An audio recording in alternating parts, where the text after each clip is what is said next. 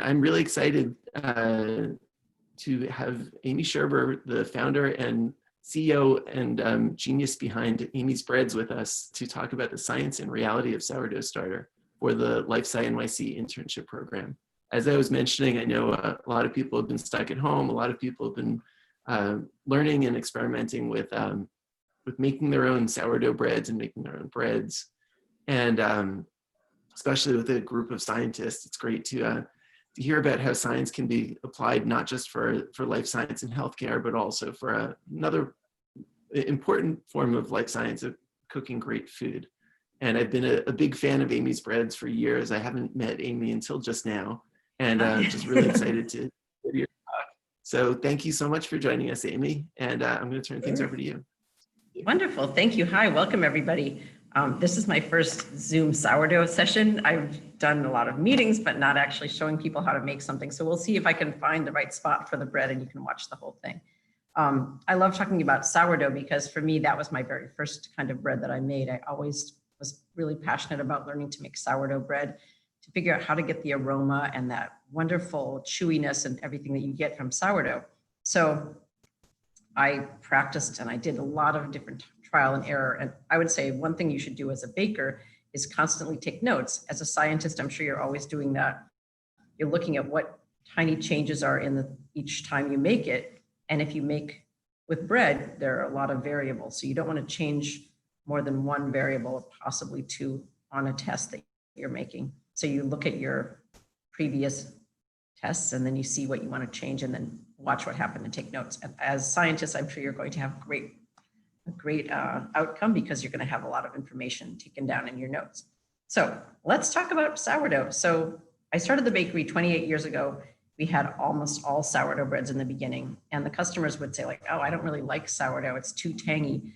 And we told them, you know, there are lots of kinds of sourdough. It can be very mild, like it almost tastes like a French baguette, or it can be very sour and acidic, like a San Francisco sourdough. We have bread from all those different levels of sourness. And what I thought I would do is show you all the breads, then show you the starters and how we got there, because each kind of starter gives you a different flavor profile. And then I can explain how you make your starter. So I have some breads behind me here. Let's see. We'll start with the mildest, which is a country sourdough. This one is one of my favorites. This one is a big loaf of sourdough, very crusty on the outside, nice holes inside. I'll cut it open in a minute. Next, we have a whole wheat sourdough, which is made with wheat and rye. This is my other favorite. It's got a chewy texture and a really nice smell, and it really just goes with everything. It's got a wonderful aroma. Next, we have a tangier one. This is the 24-hour tangy sourdough. So it's got a sharper San Francisco sourdough flavor. And finally, we have a black olive. I just wanted to show you, you can make all different kinds of bread with sourdough starter. We have olive bread, we have a rosemary bread, we make our focaccia. We use sourdough starter in almost every bread we make. So, and later, of course, I want you to ask questions, or if you want to ask a question while I'm talking, please do. I just wanted to first cut open this country sourdough so you can see the crumb, because that will give you an idea of what you're going for.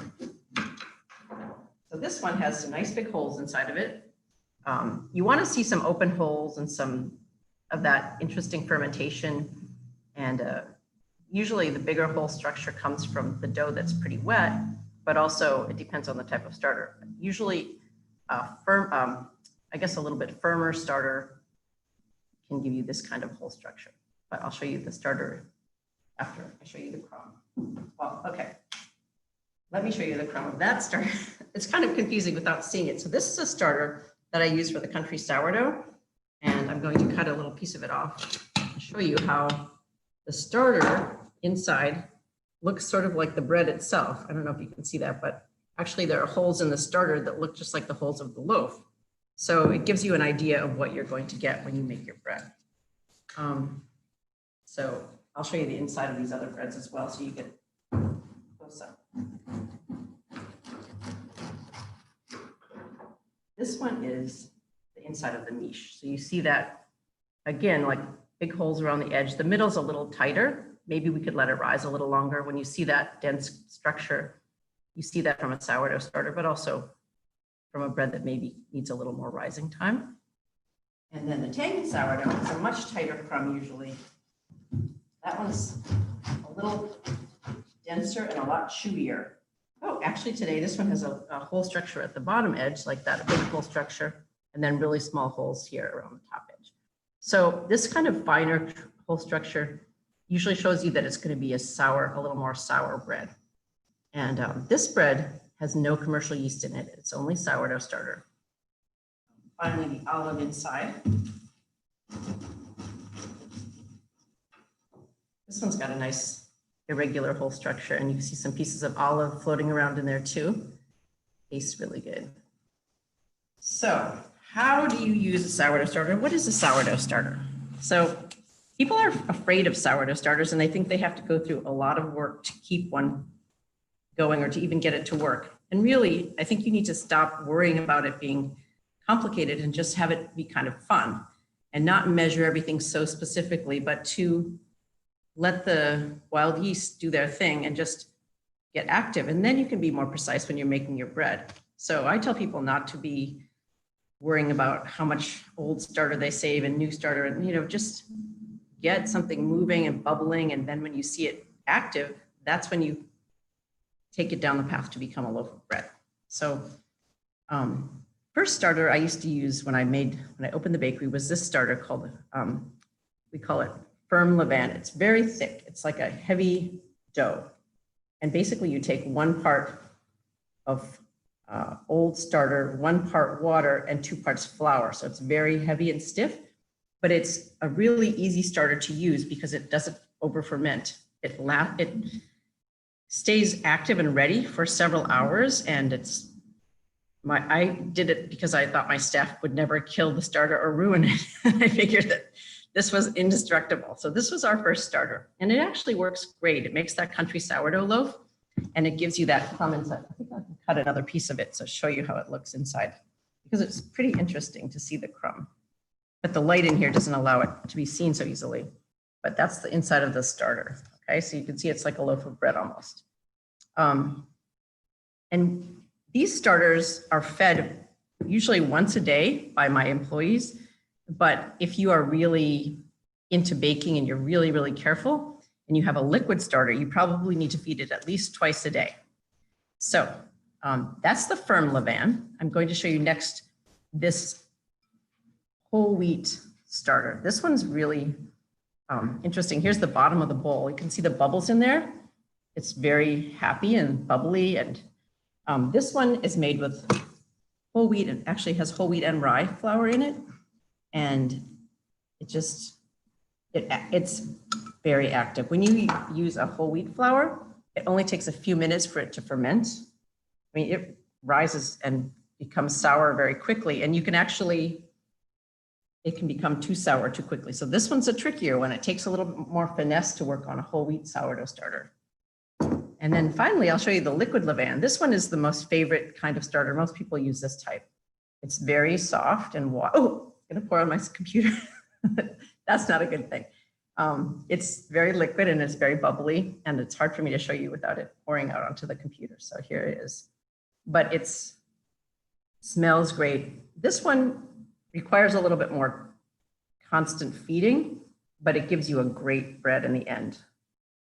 So what is a sourdough starter? It's really just wild yeast that are on the outside of the ingredient that you're making. To start with, you're capturing those wild yeast with flour, in the flour and water, and you're developing their fermentation. You want to create a sweet wild yeast taste and not a sour taste, because if it tastes very sour, it's going to taste like vinegar. Like, why would you want that in your bread? You want the starter to smell good and taste good and to taste very fresh. So you should always use your senses. As a scientist, I'm sure you know that your intuitive senses are one of the most important things you have as a tool, to smell something, to taste something, to look at something. That is how you can tell if your starter is good, if it's ready, if it's the right age. And that's what all these bakers that I work with do to tell about their starter. So this starter, I'm going to take a little taste of it. Just a tiny taste. It tastes delicious. It tastes slightly sweet, slightly sour, but the aftertaste is not acrid or like too sharp. You can tell it's fermented nicely, but it's going to add a delicious flavor to the bread because it's not overly sour. And I think that that's one of the biggest mistakes people make, is that they have something too sour, and the acid in your starter will kill your bread. If it's too much, it has too much acid, it'll break down the strands of gluten in your bread, and it will not allow the structure of the bread to rise and get stretchy and nice. You need the starter to be very refreshed at the right time and at the right temperature. So it is a little technical, yes, but let's just start with making a simple starter, and then we can talk about how you take care of your starter. Okay, so I have a few simple ingredients. What I suggest to start a starter is using organic raisins or organic grapes. I just took raisins today because I had them around here where I didn't have any fresh grapes, but just take a little, maybe like a half cup or a quarter cup. And then you take, usually I add water next because I don't want it to be too stiff. I just use a little bit of warm water. You can use bottled water or some special water if you want to make it very pure, but New York City tap water is not bad. Finally, I'll add the flour, and I use organic, this is organic white flour because it's very natural. It doesn't have any pesticides or anything. Now, normally I would just reach my hand in there and stir it around with my fingers to feel the dough, because that's how I can tell anything is good. But again, I don't want to stick my hands on the computer screen afterward or the other bread. So I will just stir this up, and I want it to be sort of thick, but not really thick, just kind of like slightly thicker than pancake batter. So it's got raisins, water, and flour. Just eyeballing how much it is. It's not exactly measured, but you can see it's nice, kind of pretty thick, right? So now that is my starter beginning. I can kind of scrape it down so I see where it started. And if you want to, you can put a little piece of tape right there to see where your beginning line was, to see if it rises at all. Cover it with plastic wrap. Always keep it covered because it will dry out. And just let it sit in your room, your kitchen, wherever. Probably anywhere that's 75 degrees or warmer is better, but it doesn't need to be hot. Anywhere between 75 to 78 or 79 degrees is where sourdough likes to live. That's its favorite temperature. You get the delicious sweet fermentation and not the acidic fermentation. So you have acetic acid and lactic acid. So you want that lactic acid, the milky taste, not the sour taste. Okay, so now we're going to let it rest, and maybe by tomorrow at this time, I'll check it and see if there are any bubbles at all forming on it. And there may not be any yet. If you use raisins, you don't need to break the raisins up, but if you use grapes, I like to kind of break the grapes a little bit because that will allow the juices to begin to ferment with the flour. So after the first day, I'll go and stir it because you also need to aerate your starter. The wild yeasts that are in it, they need to eat, very basic. If you imagine they need to eat something and they eat everything in there next to them and they need something new to eat. So if you stir them around, they'll have some new food to eat. That's the most kind of simplified way of saying it. But usually with if you have a sourdough starter tank like big bakeries do, it has a stirring device and it will stir the starter every 20 minutes because it needs that food, that refreshment of the yeast, wild yeast. They love to be activated like that. So a stir is a good thing. Now that you have, after one day, you check it, it doesn't look like it's doing much, stir it up, go back to it the next day. Now, after 2 days, you might want to feed it a little bit. So I put a little bit of fresh flour in there and a little bit of water. I stir that up a little bit and I kind of give it some more food. And then maybe by then I'm starting to see some bubbles. And by the time I see it bubbling up and I can see a little activity, at that point, I usually drain off the raisins or the grapes and just keep it as flour and water. So to do that, you thin it out a little bit more, put a little bit more water in it just to make it easier and stir it around. And then you'll drain off the liquidy dough, sort of like a thin batter then, and you'll just hold back the chunks. So once I have it thin, I'll just pour the doughy batter out, the thin pancake batter out, and I'll keep that as my starter. And I'll start to feed that for a couple more days. stirring it. I could stir it every 6 hours or 8 hours, add a little bit more flour to it. After a while, you kind of have to throw some of it away because if you have too much of the old starter and you just feed it a little bit of fresh flour and water, the sourness will overtake the freshness.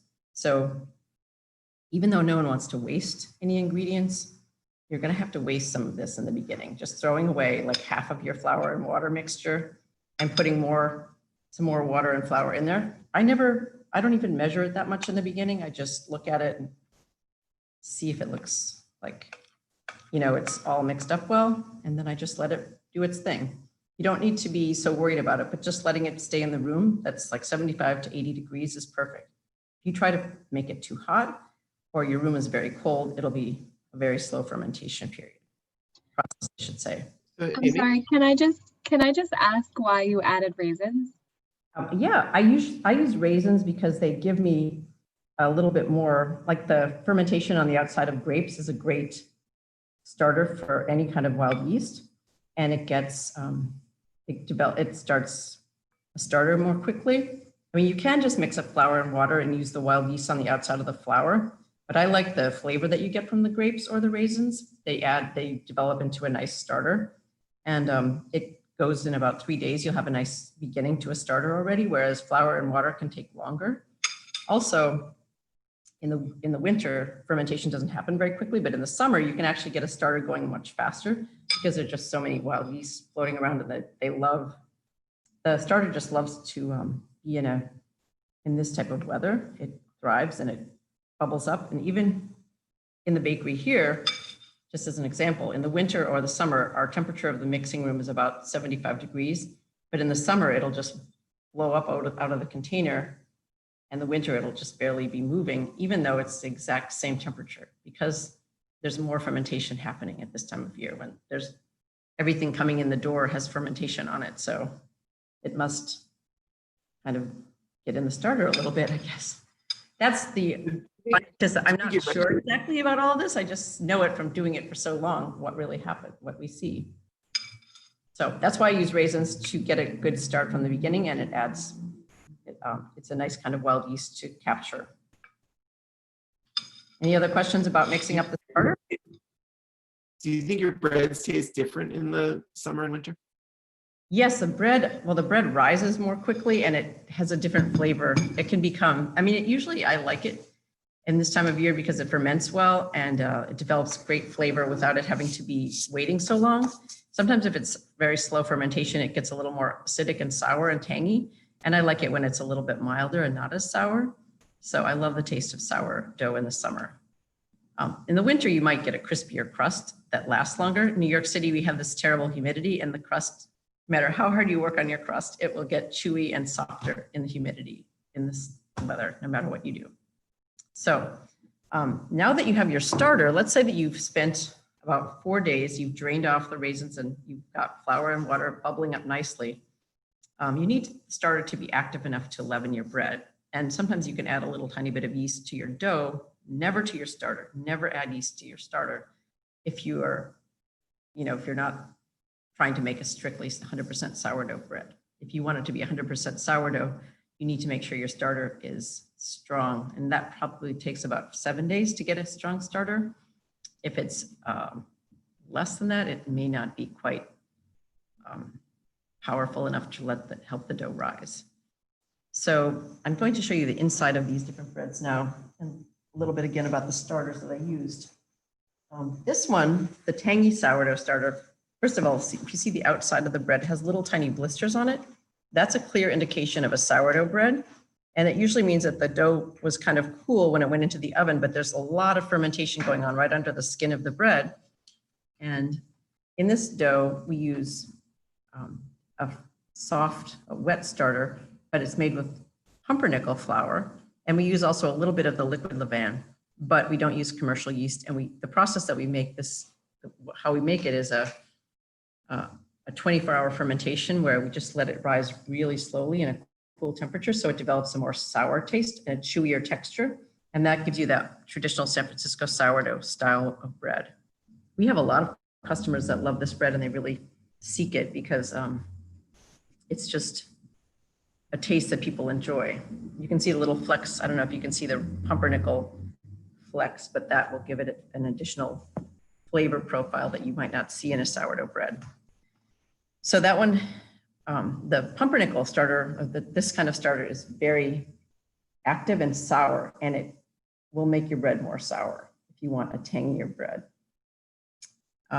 This one, I told you before, this country sourdough was made with the firmer levain, but this is a little bit milder tasting sourdough starter because it's made with white flour and it's not as wet. So it's not going to ferment as quickly. The liquid one is very active and it can create a more sour bread if you put a lot of it in your dough. If you just put a little bit in though, it can actually give you these really wonderful qualities without it becoming too sour. So sourdough starter, besides leavening your bread, gives you a great aroma. It gives you a very long life to your bread. Your bread will be fresh for 3 or 4 days or even longer. And it never really gets moldy if it has sourdough starter, a lot of sourdough starter in it and not much commercial yeast, because it's kind of like a preservative. The old bakers of the long past used to make giant loaves of bread that would last for a couple of weeks or more because the starter would preserve them and keep them, you know, like from spoiling. And the starter, well, it just doesn't mold the same way. The bread can dry out eventually, but and finally, this one, we use a combination of a wheat starter and the liquid levain, but we don't let it ferment really long, so it develops wonderful aroma and a mild taste. But I think that's because of the wheat bread and the wheat starter together.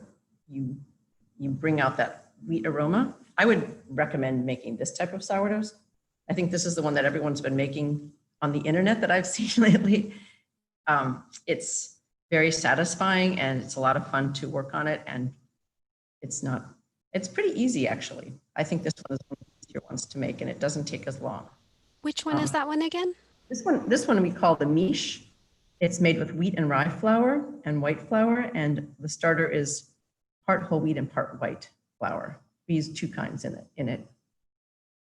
And I was going to say that before, the sourdough starter for a bread baker is like an amazing stock or a sauce for a chef. It gives you great creativity. It allows you to do all different things with your bread that you couldn't do otherwise. And it's kind of that magical ingredient that helps to make everything more delicious. So what else? The olive, here we go with the olive bread. This is sort of like the country sourdough. It's not really sour, but it gets a very wet, chewy crumb because of the starter in it. And this one uses that firm, stiff sourdough starter again, the country sourdough starter like that. So now that I've shown you some different types of starters and how to start a starter, why don't you ask me a few questions or let me know what else you want to know.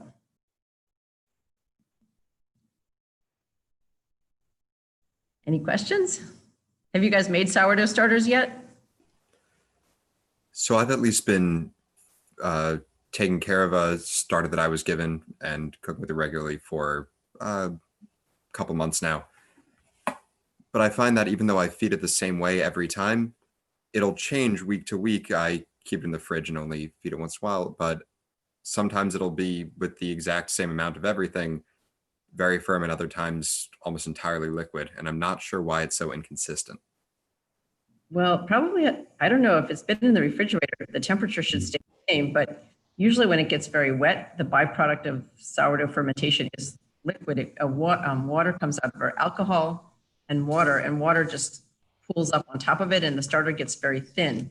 If you've seen a sourdough starter that's a liquid kind like I showed you, but it's been sitting around for many days, it'll just become like a thick layer of like gray water at the top and then like a little sledge at the bottom. It'll completely separate into being a lot of water and it'll be very, very acidic and it'll turn gray. So that will just be that it's over fermented and it will completely separate and the main active starter will give off all that water and it will smell really like alcohol too. So I think it has to do with the temperature or like that it's been fermenting too long. So you want to, usually if you're going to use a starter, you need to refresh it 3 times in a row, like every 12 hours, let's say, or every 8 hours, but you need 3 refreshments that are fairly close together to get your starter to be fresh. And you need to throw away almost all of it except a tiny little piece. If you're saving too big of a piece of the old starter, you're going to have the sour flavor and it might become like that, very liquid and slimy. If it's too much old, you need to get rid of almost all the old and just put mostly fresh in. Just save a little chunk of the old, and that will help you get it to be nicer and more active. If you haven't fed your starter for a while, don't feel bad about throwing away most of it and just keeping a little bit of it. That's all you need to really get it going again. And if you keep too much of the old sour part, it'll just become too much acid right away and it will kind of spoil it for you. And you have to feed it more often then. Thank you.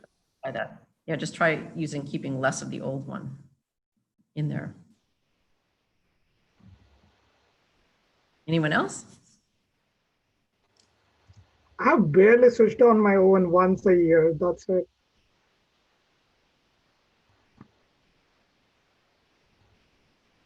So Could you ask that again?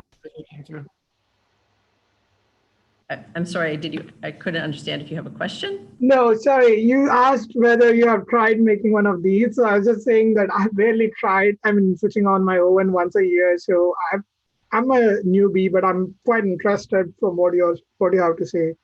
Oh, good. Well, what you should do is just try making something and have fun with it. And if it doesn't come out well, write down what you did. And then next time, change something to make it a little bit better. And just keep on trying it again. I mean, with the sourdough bread, one of the breads that I've been trying to test on my own uses a sort of a softer starter like this. It's got to be very fresh. It has no other yeast in it. You fold the dough many times to get it to be, it's wet dough, and you mix it up by hand without using a mixer, stir it around, and then you fold it a few times till it finally becomes a stronger dough. But you need to watch it very carefully and have an idea of when it's ready to shape. And even as a professional baker, that one is a very tricky bread because it's hard to know when that bread is ready to make into a loaf and to shape it into, or divide and shape it into a bread. So I think by doing it a few times, you'll actually get an idea of when your dough, it seems like it's ready to shape. And when you look at your dough, it should be stretchy and strong. It should not start to break down and become like sticky, and it shouldn't tear open. If it starts to tear open, it means it's developing too much sourness now and it won't work anymore. It won't be a great bread. It'll still be okay, but will become very sour. It'll become very flat. It'll be dense and doughy inside because the sourness will have taken over from the sweetness. So you want to catch it before that time. So always watch your dough. And if you start to see little cracks and tears in it, it means you're developing too much sourness and acidity. One way you could prevent that is to put a little bit less sourdough starter in your dough when you start making it, or, get it shaped and baked before it gets that sour. But if you put, like one of the variables I mentioned in the beginning is that you can put a lot of sourdough starter in your bread, but it can't ferment for very long because it has so much acid already. The proportion of the acid is going to kill the bread pretty quickly. If you just put a tiny bit of starter in your bread, it'll last. The fermentation process will go on a lot longer, and then you'll have more of a window of time to decide when it's ready to bake. But putting in a lot of sourdough starter is not great. It makes it too sour and it makes it too tough and chewy, and it just doesn't taste good. Just don't do that. Use less starter, but give your dough more time, I'd say, in general. And also make sure your dough is wet, because if your dough is too stiff, if you knead your dough and you feel like you want it to look like a stiff ball, it's not going to be that appealing. It's going to be very tight inside. And if you have a wet dough, you'll have the whole structure like I showed you with more open holes. And it should be very loose and soft. You almost see it like a pool of dough on your counter. Not quite that loose, but just much more liquid. More water is better usually for the flavor and for the texture. So, yeah. Any other questions? About flour, we didn't talk about flour, but that's an important thing to think about when you're feeding your starter and making your bread. If you want to use organic ingredients, you have a very pure sourdough then, and you're giving the starter really clean, pure food. There are other good flours that are not organic. We actually use a lot of flour made by King Arthur, which is very natural and very good quality. And I find that ferments fine as well. Usually, as I said before, if you use rye flour or whole wheat, both ferment more quickly because there are more enzymes and there's more bran and all the different things that make up the whole grain. It ferments more quickly because the starter has more food, if you will. Whereas white flour takes longer to ferment, and it takes maybe, I don't know, in hours, probably not quite twice as long, but it's just a different fermentation time. And so we use organic flour when we can, but I would always pick out a very good quality flour for bread, usually a bread flour or a all-purpose, nothing less than an all-purpose. But a King Arthur flour, I do recommend. I do love their flour. What are the other thing I was going to tell you? Where to store your starter? If you're refreshing it over, you just keep some in your refrigerator so you can make bread or pancakes or pizza dough with it every now and then. Just keep it in a little like a glass jar in your refrigerator. Just keep a little bit of it. And then when you're getting ready to make something, you refresh it more often. But if you're making it all the time, you might want to keep like a nice bowl of it on your counter and feed it every day and really take care of it and keep it fresh and ready to bake with all the time and never let it go sour. But in that case, I like using glass because it doesn't react with the acidity. Metal isn't great for sourdough starter. You can use plastic, that's fine, but a glass bowl or a ceramic bowl or crock or something like that works great. Keep your starter, it keeps the temperature cool, and it also doesn't react with the acid in the dough, in the starter. And you always keep it covered with some plastic wrap. Or like you could put a cloth on it, but it will dry off and little flies might kind of be attracted to it, like fruit flies, because they can taste it, smell it. What else? Your temperature of your water matters. Don't use water that's too hot. Just use like 75-degree water and then it'll be happy. 75 is perfect. That's the temperature starter loves, and 75 to 78 degrees. It's important to remember your temperature. That's part of the science, of making the perfect starter. The acidity level is that temperature range, 75 to 78 degrees. You have the sweet acetic or the sweet lactic acid. What else do I want to tell you? One thing that I like to do is use just a little bit of sourdough starter in things to make them more complex or to make them stretchier. So we make our pizza dough with sourdough starter, just has a little bit of it in there, but it's kind of this magic ingredient to give you extensibility. So when you're stretching the crust, if you do the kind where you stretch it over your hands and it gets to be a full round pizza, it's really stretchy when you have the starter in there. And I make the dough the day before, make it into balls, leave it in the refrigerator, and then the next day when you pull it out, it just stretches so easily and it has a great flavor and a great smell. Same with pancakes, or you can put it in almost anything if you want to just put a little bit of sourdough starter. It's like having buttermilk or something sour. You add to anything that gives you more flavor, like buttermilk pancakes. Okay, other questions? Yeah, I have a question. I've tried making a few sourdoughs and they just haven't risen.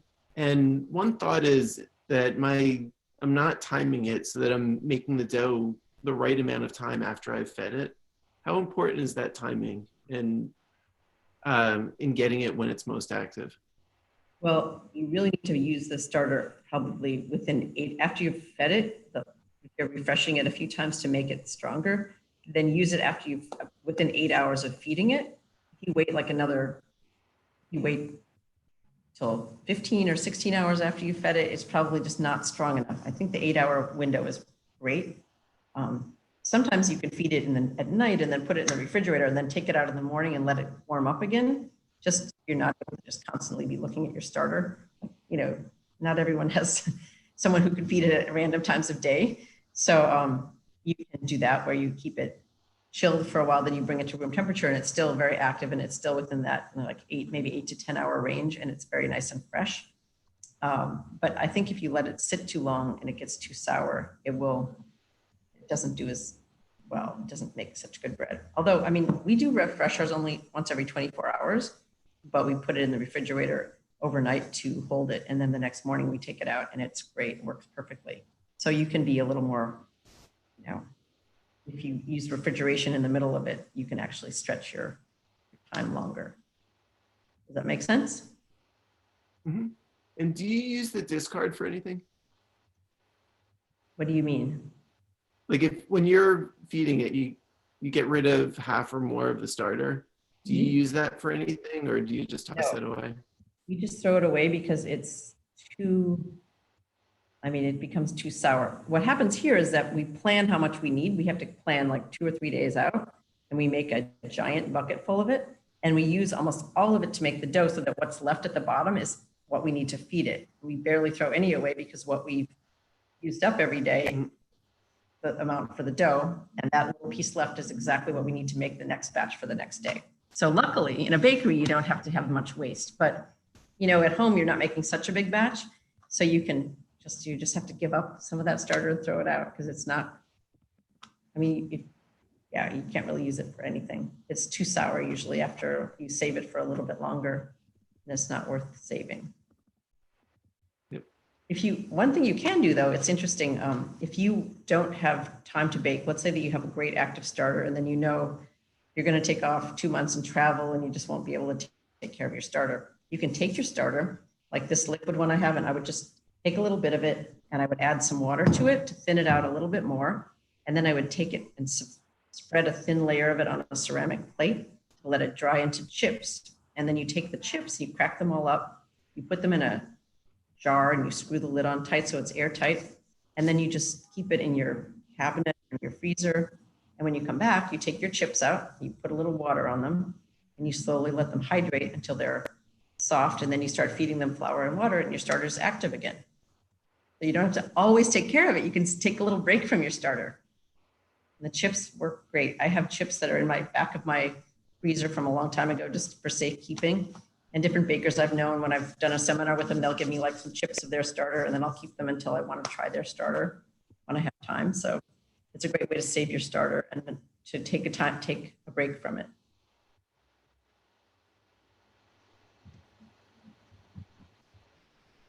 Any other questions? I've got a whole list, but I have a question. anyone else? Can I ask a Go question? ahead. Yes. How do people, like, what's a wild starter? I've heard people talk about that and I don't really know what that means. Well, I've heard people like leave their starter out in their garden. Sorry, go ahead. Well, usually you're capturing wild yeast from the air and they're captured in your starter. And so people think of them, they may think of capturing the wild yeast from different things like plants maybe, or from the outside of different kinds of fruit, or like some people have used potatoes or peaches or yogurt or things that have a lot of natural fermentation, grapes. So the wild yeast that you're collecting from that starter may be coming from the outside of that thing, like the outside of the grapes or the outside, the peach skin or whatever. But after a while, once you've gotten that fruit out of there, or whatever you started it with, you're just feeding flour and water to the base starter, and it's going to just continue to thrive and taste like it has been tasting, but you don't need to add that wild ingredient any longer because you've captured the wild yeast already. So I think that that's what people talk about when they say they have their wild yeast and they're capturing them, but they may be finding, people try all different things. I haven't even read every story of what you can ferment to make a starter, but it may be something like that. And of course, if you leave something outside at room temperature, if it's warm, sunny weather, it might actively ferment more quickly even. So I don't know if that's what you're looking, if you're thinking, if that's what you're asking, but. I think that gives insight into, I think that gives plenty of insight into what people mean when they say that. Thank you. Sure. If you want to start something, if you want to see a very quick fermentation, you can take orange juice and rye flour and stir them together and put a plastic wrap over it, and it will probably become like a bubbling starter within 1 day. and it can even explode. Like we've made it before where it blew up out of the container all over our kitchen because it was warm. So if you want to watch fermentation at different levels with different kinds of flour and see what happens, if you want to experiment, it can be interesting to see what happens with that. If you have flour and orange juice around. Any other questions? So I'll go with one. I know some bakeries talk about how they've had their sourdough starters been around for decades. I was struck when you so simply showed how to make new starter with raisins and flour and water. Or how often are you making new starters, and do you have a starter that you've had for like since the start of the bakery, and how interchangeable are they? Are they completely different? That's where, you know, I always, there's still like a little bit of lore that goes with all of this and not just pure science with it. For one thing, the main starter that we use every day is actually a very old starter that I started when I first was baking, even before I opened the bakery. There was also a neighbor that I had who had an old sourdough starter from California that he had been taking care of, and he gave me a piece of it. And he said it was over 100 years old and that he had gotten it from this old, like, miner that he had known, I don't know, some long ago old sourdough guy who he had gotten it from. So those two starters are in one bucket together. That's the base starter that I have, but it has been fed by my team of people for the last it's been around 30 years. And I know that over time, like certain days, they mistakenly threw all of it away. And so then we had to take a little chunk of, you know, some scrap of the dough that was left on the outside of the container and feed it to make it back into the starter. Or there was a liquid one and a firm one. We threw the liquid one away. We took the firm one and we made it back into starter. So, you know, over the years, it may have been lost and it may be just a fresh starter that was made after, you know, like I'm not positive, but because you're always saving a little piece of something, even if I lost everything, but I had this rye starter, I could take a piece of it and put white flour in it and slowly create a white starter with it. And it would probably be not exactly the same, but I think that my starter, I still believe that it's the initial starter that I started with back in 1992 and before.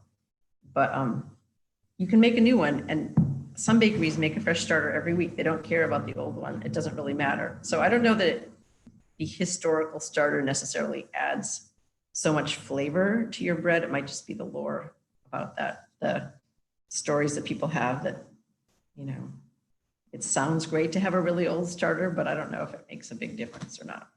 I'm not sure.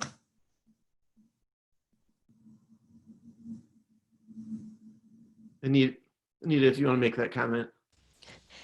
Just sounds like we could use a biochemist who could analyze the composition of new and old starters. Anybody on the line have access to, well, there's so many compounds. It'd be a really interesting question of what you're looking for. So, you know, is it starches? Are you looking for sugars? Are you looking for acids?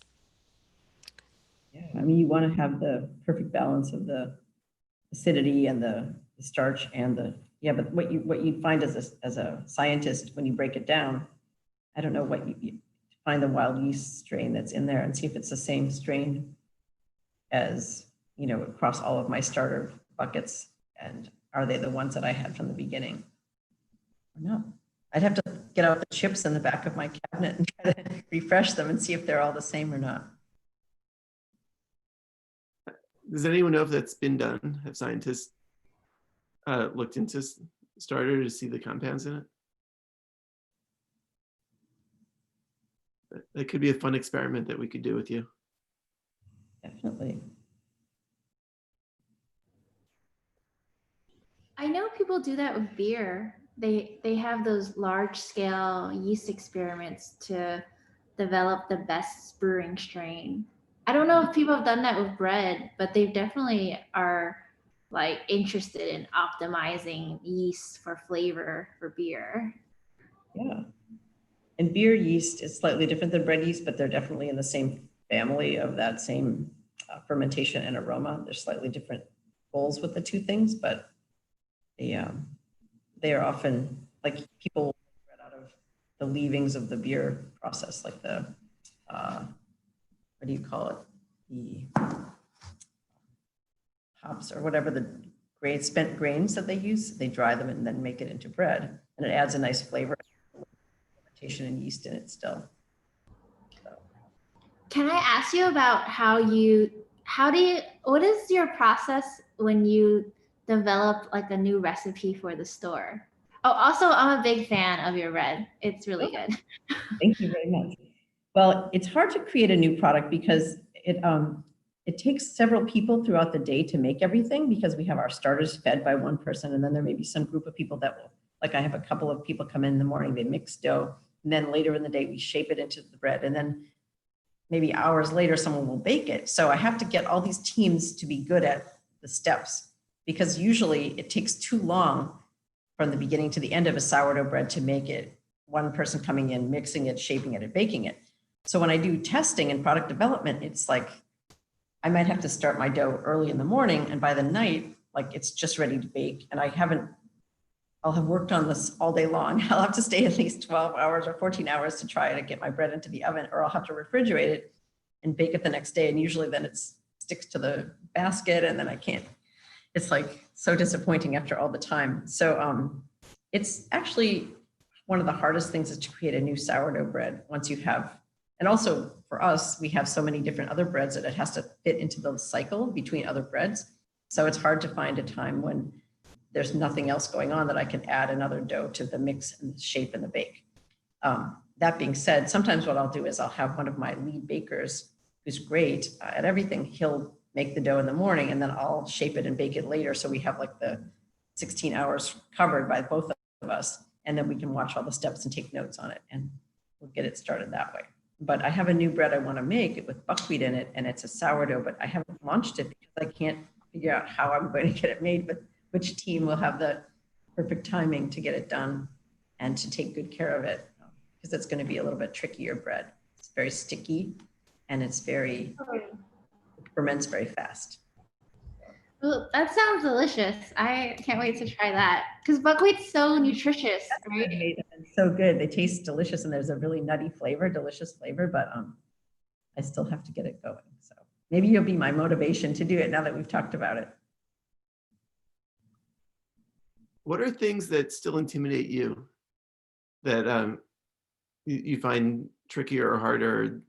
It's making a pure sourdough bread with a very a starter that's has a specific time frame, a very short window of time, and then making it come out well on the other end with all the different variations of temperature and managing the temperature in this kitchen here. Sometimes it'll be a little warmer in certain places, or I'll be busy for a half hour longer than I should be, and I won't be able to check on it, and that will it'll spoil the bread. So those like really short timing breads that are very meaty, that need to be folded all the time and then watched, and the timing is very specific, those are for me, very hard to make. And I think they're a huge challenge still.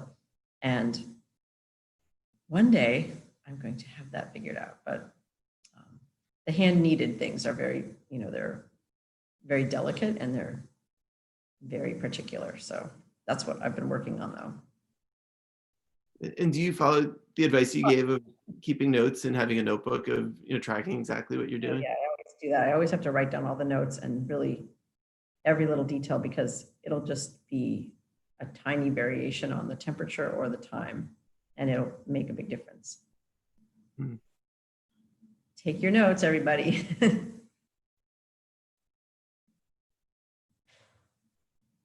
Any other?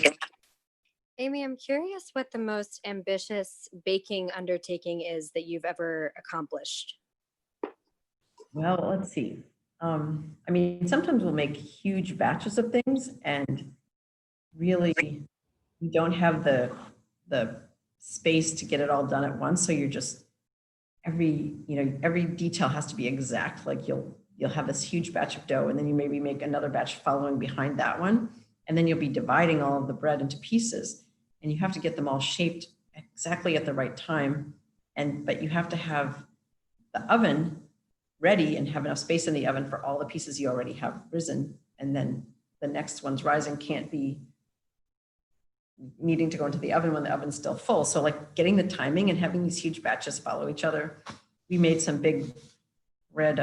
We did some projects for, like, for instance, Blue Apron Foods. They were doing like this big box when they started launching these boxes of meal kits, and they chose this loaf of bread, little bread loaf of ours that was, they wanted like 5,000 in one day or something like that. And we said yes to it, but it was impossible.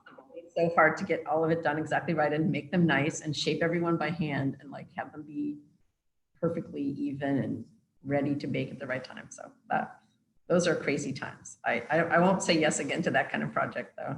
It's just too much. Especially Wow, that's so it's really tricky. So yeah, that's amazing.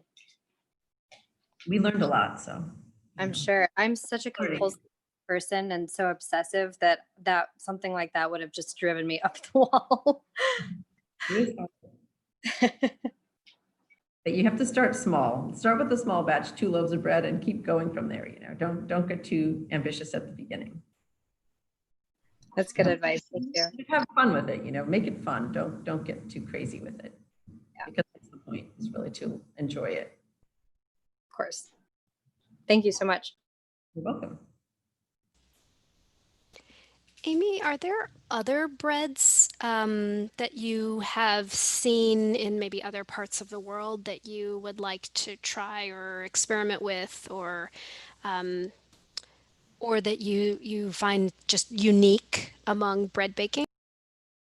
Well, yeah, when I travel, you know, my husband, my son and I love traveling, and we try to, whenever we go anywhere, we try different bakeries and taste things everywhere. And I remember some breads I had in Morocco that I really liked. They were just like these flat ovals.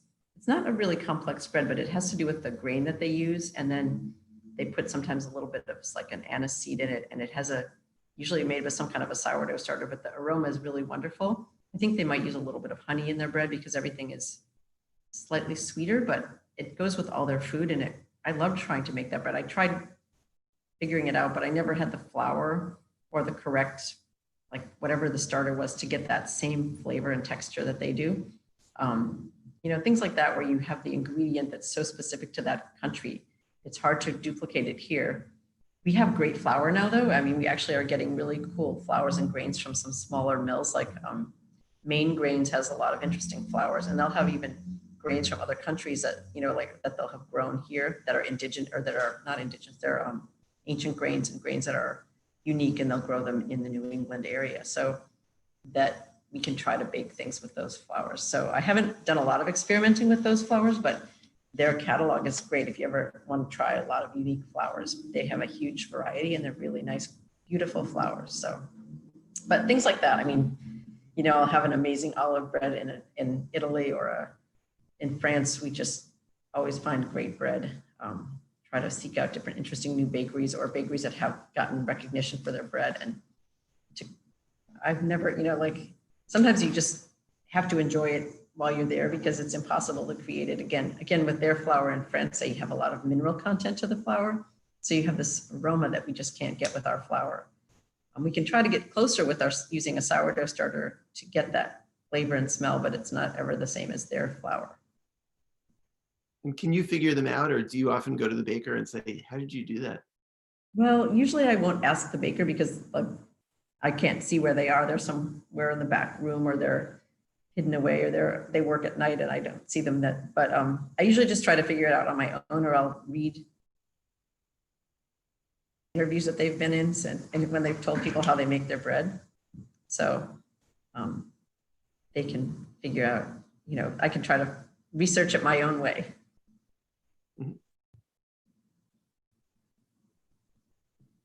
I mean, actually, there's a great organization called the Bread Bakers Guild of America here in the US, and I've been a member since the beginning of the organization, which is about more than 20 years. And everybody's really open with sharing ideas. And if you have any questions or anything, you can contact each other. There are blogs, and they're just forums. And I know a lot of the bakers, and we share information and ideas about ingredients and about techniques and fermentation. So it's a wonderful thing to have colleagues that you can talk to and share with. And we have seminars every couple of years where everyone will teach classes and show how to do new things with like ancient grains and with sprouted grains and all different kinds of local flours and things. And it's really great. Bread bakers are some of the most collaborative people that love to share. They're really open. They love to feed people good bread. You know, that's that they want to further the knowledge. They don't want to keep it to themselves. So bread bakers I love meeting bread bakers. They're usually so warm and so generous with their information. That's great.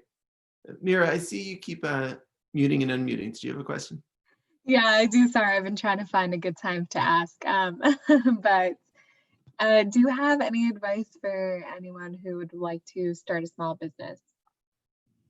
Well, I would say first, before you start anything, work for someone that has a similar business and really see the ins and outs of that business and find out if it's something that can actually become profitable and survive, because you have seen this year, to survive in business is really challenging, and there are a lot of obstacles, and especially in a city where their costs are very high, like in New York, it's tricky, but there are places elsewhere that are better to start a small business.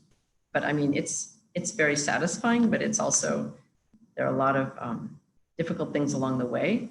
And so make sure you're really sure about it and that you have worked somewhere that's exactly parallel to what you want to start, so you can see the real reality of it and the fact that, you know, how can it be sustainable? How can it afford to survive and pay the employees and pay the owner and make the products people want and continue with it after, you know, for the long haul. It's hard. So be sure you're really ready and make sure you've done your research. Thank you. Great. I see we're out of time. I don't know if anyone has any last questions or if you have any last comments, Amy, but this has been wonderful. Really, really appreciate it. Yeah, well, I would recommend to everyone to go bake. I mean, you just get out there and try it. It's a lot of fun, and don't be afraid, you know. I mean, if you throw away a little flour and water, it's not the most expensive ingredients. It's not like you're making like a huge, like some kind of meat with truffle sauce or something, you know. It's just time is really what it is, and then trial and error, but you'll have a lot of fun. You'll probably make some amazing bread. Just go for it. Can I ask one last question?